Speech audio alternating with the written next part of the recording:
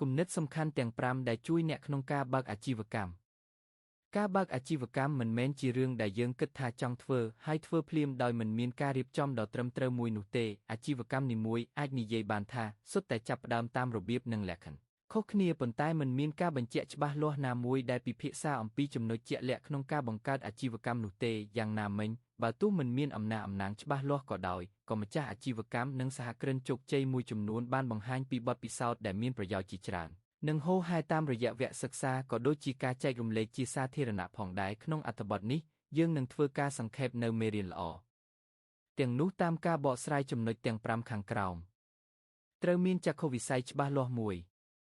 មុនចាប់ផ្ដើមអាជីវកម្មមួយអ្នកអាចសួរខ្លួនឯងថាហេតុអ្វីបានជាចង់បើកអាជីវកម្មប្រភេទហ្នឹងតើអនាគតទៅអាជីវកម្មនេះអាចនឹងដើរដល់ចំណុចណាមានឧបសគ្គអ្វីខ្លះហើយអ្នកអាចដោះស្រាយវាបានតាមវិធីណាខ្លះ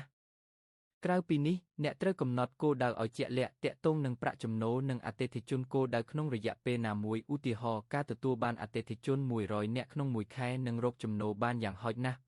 $700ក្នុងមួយខែសិក្សាពីប្រភេទអតិថិជនក្នុងន័យនេះគឺសំដៅដល់តើនរណាដែលជាអតិថិជនគោលដៅរបស់អ្នក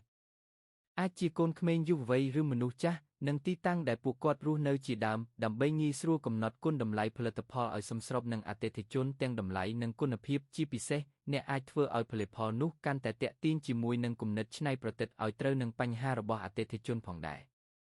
សាកល្បងផលិតផលឬសេវាកម្មរបស់អ្នកដើម្បីដឹងថាផលិតផលឬសេវាកម្មរបស់អ្នកអាចលក់ចេញបានច្រើនឬអត់ក្រៅពីការកំណត់គុណតម្លៃឲ្យសមស្របនឹងអតិថិជនដែលជាគោលដៅសម្រាប់អាជីវកម្មរបស់អ្នកហើយនោះគឺការសាកល្បងផលិតផលឬសេវាកម្មនៃអាជីវកម្មថាតើអតិថិជននឹងពេញចិត្តកម្រិតណាលើផលិតផលដែលអ្នកចង់លក់ចេញទៅឲ្យពួកគាត់អ្នកអាចធ្វើជាផលិតផលបែបគំរូ sample ដែលមានទំហំតូចនិងបរិមាណតិចហើយឲ្យពួកគាត់សាកល្បងប្រើជាមុនសិនមុននឹងបញ្ចេញលក់ជាផ្លូវការដើម្បីវិភាគមើលថាមានមនុស្សច្រើនឬអត់ដែលចូលចិត្តប្រើផលិតផលទាំងនោះកំណត់តម្លៃការកំណត់តម្លៃគឺត្រូវប្រាកដថា